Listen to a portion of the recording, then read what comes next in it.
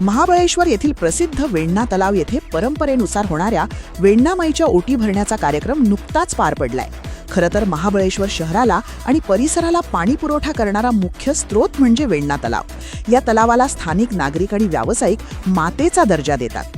वरुण राजाची कृपादृष्टी अशीच राहू दे आणि पर्यटनाचा हंगाम सुफळ संपूर्ण होऊ दे यासाठी वेण्णामाईची पूजा केली जाते.